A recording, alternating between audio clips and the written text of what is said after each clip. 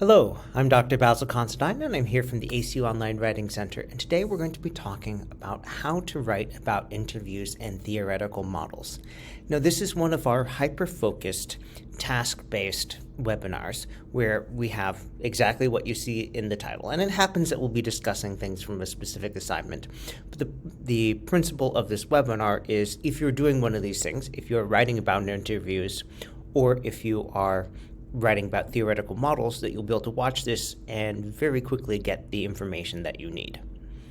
So with no further ado, let us run past a number of informational slides that if you're watching this on video, you can pause and follow up on later. And we'll just say that you are welcome to contact the Writing Center at any time with short questions, to make an appointment for request feedback, request a special webinar like this, or to view any of our offerings, all of which are recorded on our catalog online, including a sorted tabbed catalog here where you can select your program, for example, FAMO, and see all the webinars that we have that coincide with that specific program. All right, you'll see me refer to our APA course paper template later, and with no further ado, let's dive in and talk about FAMO 251's Week 6 Assignment 1, the Strong Marriage paper, because this happens to have exactly the things that we're going to be discussing today. So let's look at that assignment. So this is coming from Introduction to Family Studies, one of our popular undergraduate courses. And we're going to be looking specifically at the Week 6 Assignment number 1, the Strong Marriage paper. Now, the instructions begin with a preamble. The purpose of this assignment is to gain personal insights and qualitative descriptions on what it means to have a strong marriage. And that's a very helpful thing to keep in mind for seeing which details or which sorts of details are most pertinent. And if you're ever at loss for what to write about, you can always go back to this purpose statement, this preamble, and say, okay, personal insights. Okay, what have I learned? Or what have the people I'm interviewing learned that I can relay here? How did they describe things qualitatively? Qualitative is opposed to quantitative. Quantitative is if we're counting, oh, well, we only had 5 fights this month, which would be unfortunate. But quantitative, that's the quantity, the counting, as opposed to the qualitative. Oh, I feel like our relationship is getting better, or I enjoy spending time with you more, or being with you is like whatever term here. So if we look into the instructions further, we see that we have this instruction. You are to interview a married couple to gather information about marriage and family life based on the married couple's experiences. This is a couple you subjectively, would consider to have a strong marriage. So you need to think beyond newlyweds or your friends who just got married. You want someone who has had some experience, some time to get through some ups and downs. If you're wondering how long that is, well, generally the so-called honeymoon period in a relationship is construed as roughly 2 to 2.5 years. So you probably want to go beyond that. Now, is that a hard and fast line? No, but if, say, it's important to you to gain insights into what it's like to have kids, then you might want to look at a couple that's not only had kids, but had kids for a couple of years so that you have a sense of the different journeys. So it's not just, oh, they're super cute when you bring them home from the hospital. That's all their experience.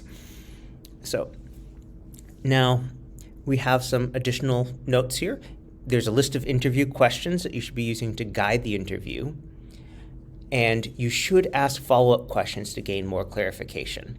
And if you're new to interviewing or writing about interviews, there are a couple different classes or archetypes of interviews, as we would classify them when writing in APA style and social sciences research, which happens to include marriage and family studies.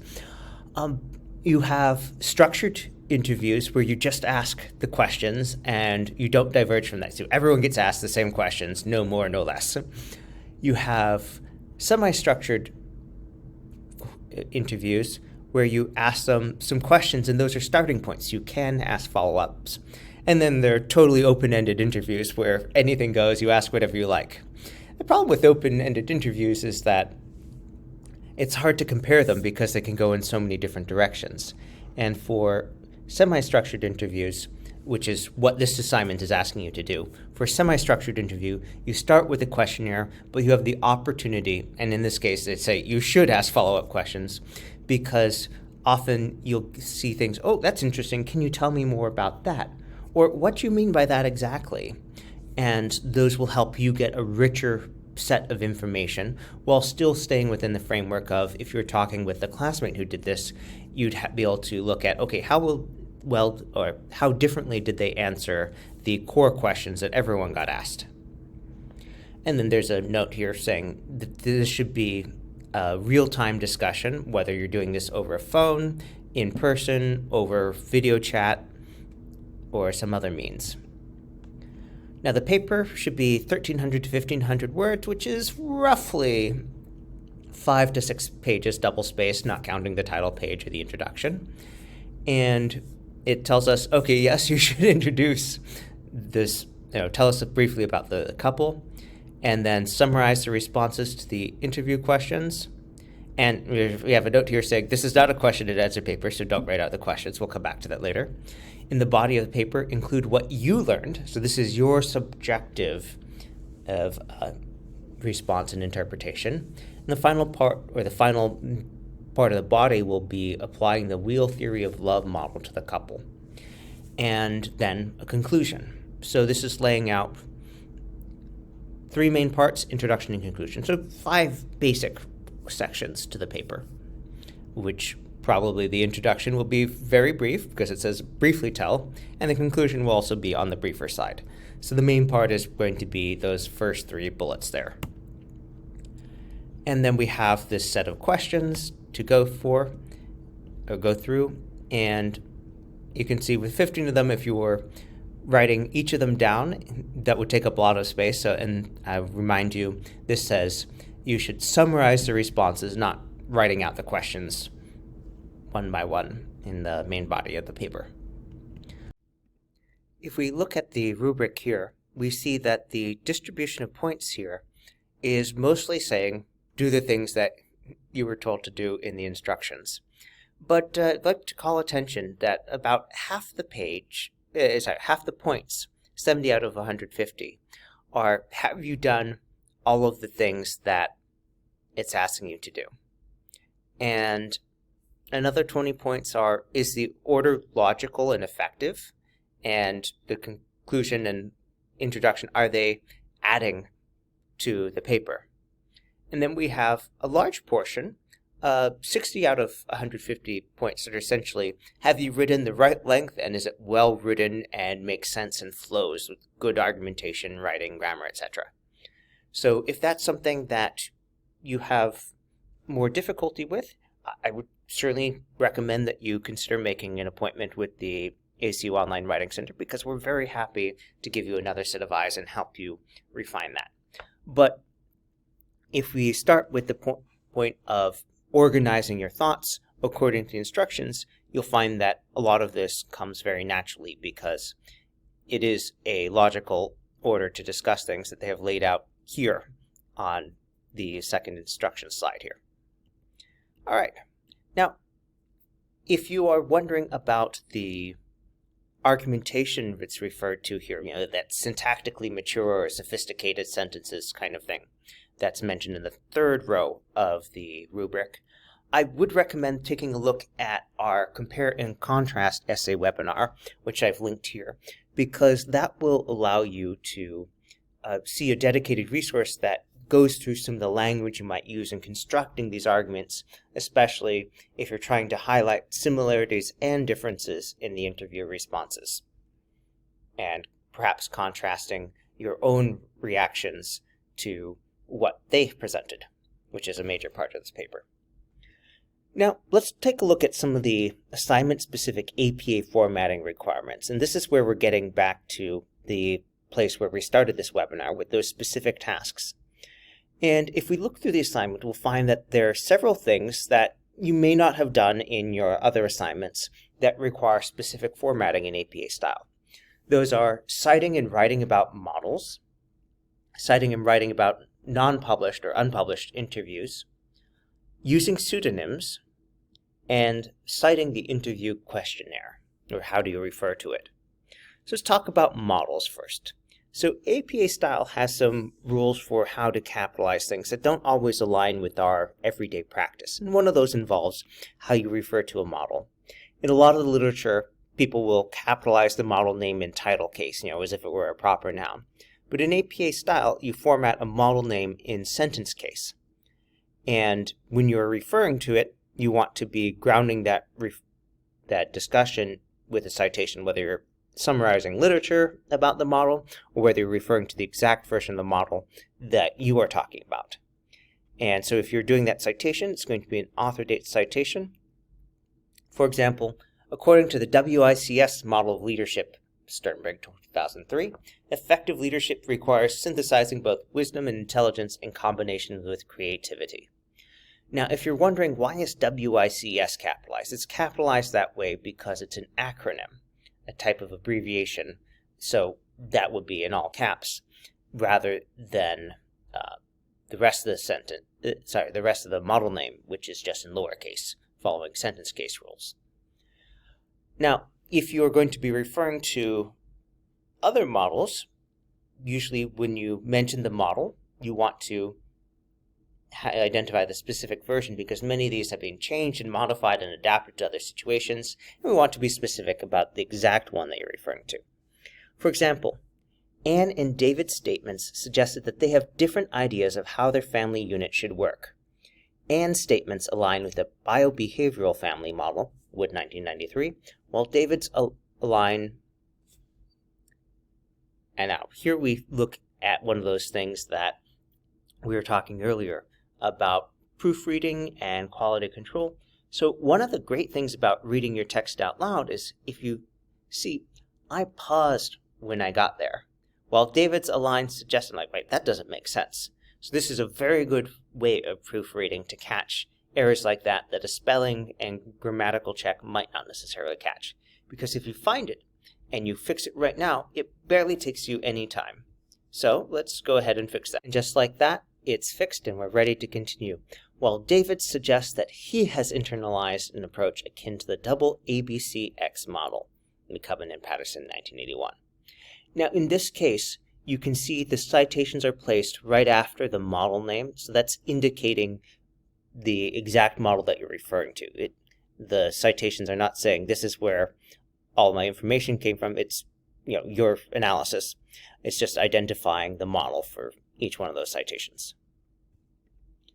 All right, now for citing and writing about non-published interviews in APA style, I do recommend taking a look at this resource if the material that follows does not make it more clear.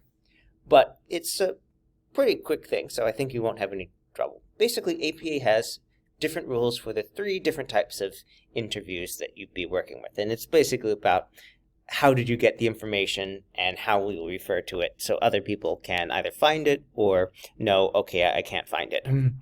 So a published interview, anything that appeared in a newspaper, a magazine, there's a transcript online or a video online, you treat that as published. So you just use a standard author date citation and a reference entry. Now it's a personal interview, which is usually coming up within some larger essay where you ask someone, say you're writing a paper about what makes a successful marriage, and then you ask a longtime friend to opine. And they're not the focus of the assignment, they're just one source you're using for that particular point. Then you would cite it as a personal communication because it's not retrievable by other people.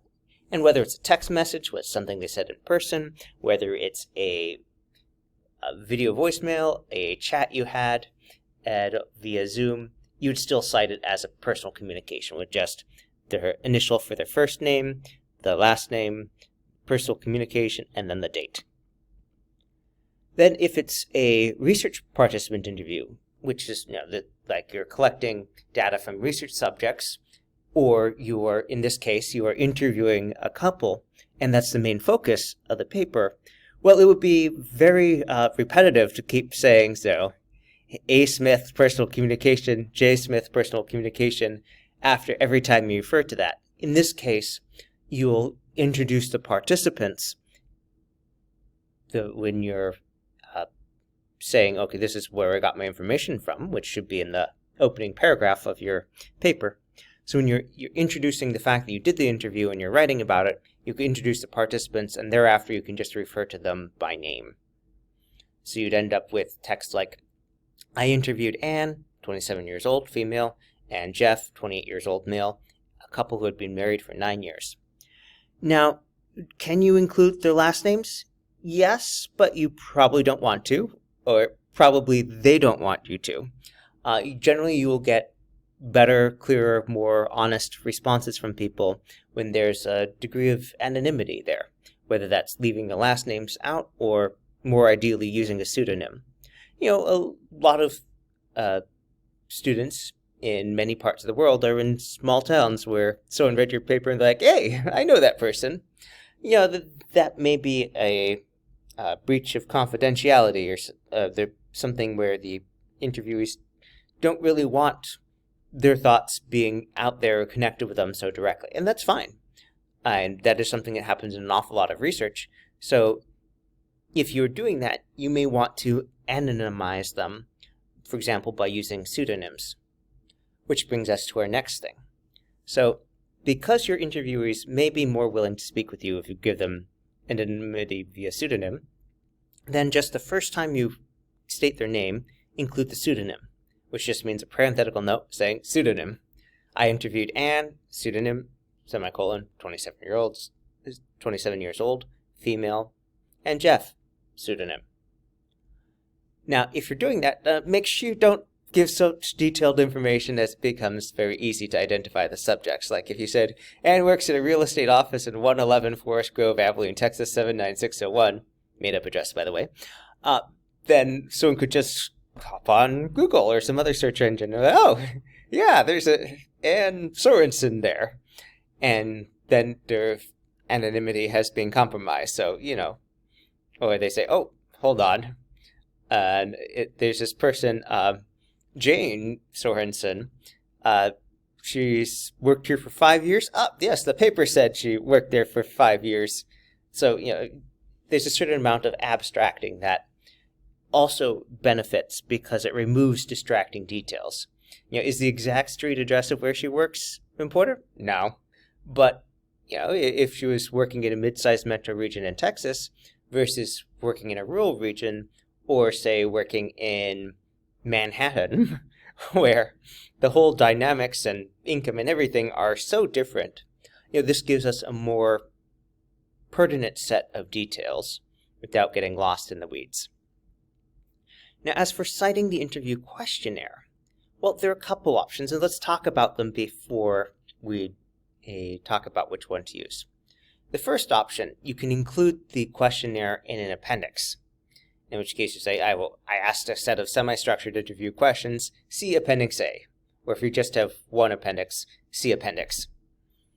And that has the advantage of people can reference the questions, but you don't have to state them in the body of your paper. Now, option 2, if it's something that has been formally published, now this is something where other people can retrieve it, then you'll just do standard author date citations and references like, I asked a set of semi-structured interview questions developed by Anderson 2020. Or if it has a name as a survey instrument, you could use that name there, but again, you need an author date citation. Or you could also embed the questions in the paper, and in which case you'd probably be identifying the online course as the source in your post. I asked Anne and Jeff a series of semi-structured questions for my FAMO 251 course. Now, in this case, usually you'd use that when you are copy and pasting the questions into the body of your paper, which the instructions for this assignment have said not to do. Now, you can still use this identify where the questions came from FAMO 251, but my personal recommendation, unless your instructor said do not include any appendices, would be to include it and cite as an appendix following option 1. Because that has the questions there, you can refer to them according to question 1, see Appendix A, and that's all you need. It doesn't require that someone go look up another document. Now, that may be superfluous if you're paraphrasing the questions, and let's go back and look at some of the questions to talk about what that might look like. So, say you're asking this question, what do you see as 2 to 3 strengths of your marriage? You could say, oh, I asked them what their strengths were in their marriage, and that's paraphrasing the question. That's fine. You could also try and more essentialize it and go to the key details like, oh, Jeff and Ann identified faithfulness, reliability, and presence as key strengths in their marriage. And that focuses on, okay, they said these. Now, it has all the essential information of the question in that paraphrase, but it's starting with, oh, they identified this, which I think is one of the most important parts there. Similarly, if you ask number 10, this is something where you say, oh, they identified these things as common sources of conflict that couples face.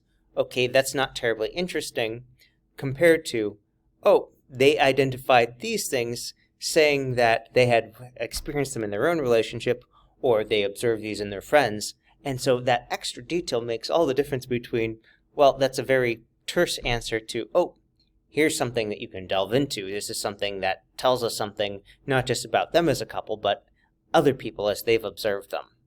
So think about, as you're asking the questions, how to follow up. What would you find interesting from just saying, oh, yes, this, that, and the other thing, but what kind of details would make you interested and would be important to you investing in a relationship?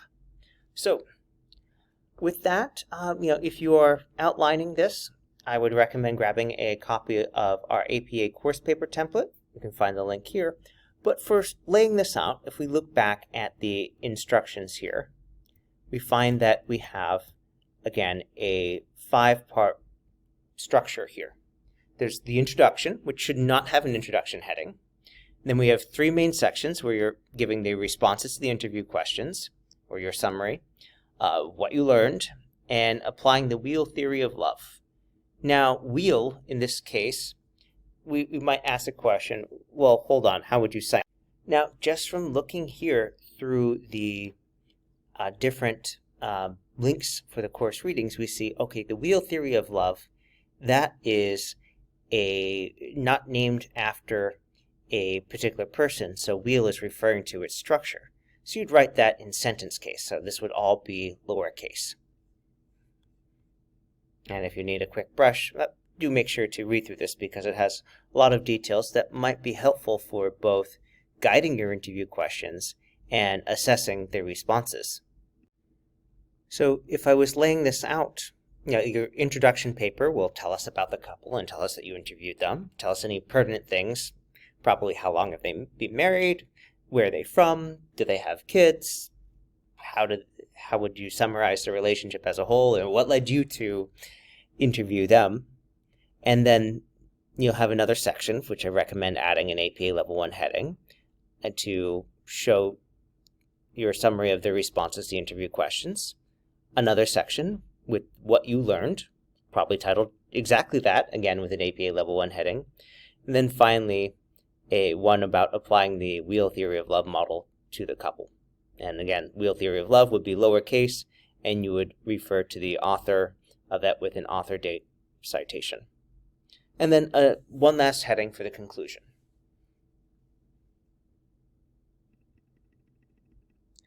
All right, so just to recap, so we've looked at the specific assignment, looked at the tasks that you have to do in APA style, and talked briefly about how to adapt the instructions into the paper outline. Now, if you're looking for additional information, guidance on how you might be summarizing and synthesizing their remarks for the first and second parts of the paper, then I would strongly recommend checking out our Beyond Summary Adding Analysis and Synthesis webinar. And particularly for the third one where you're applying the wheel theory to the couple, you might check out our Synthesis and Consequences webinar. A few more slides summarizing some essentials from those resources. And with that, I think it is time for us to wrap up. If you have any questions, feel free to send us an email at onlinewritingcenter@acu.edu to sign up for an appointment to get some feedback on your writing. And with that, Have a great rest of your day.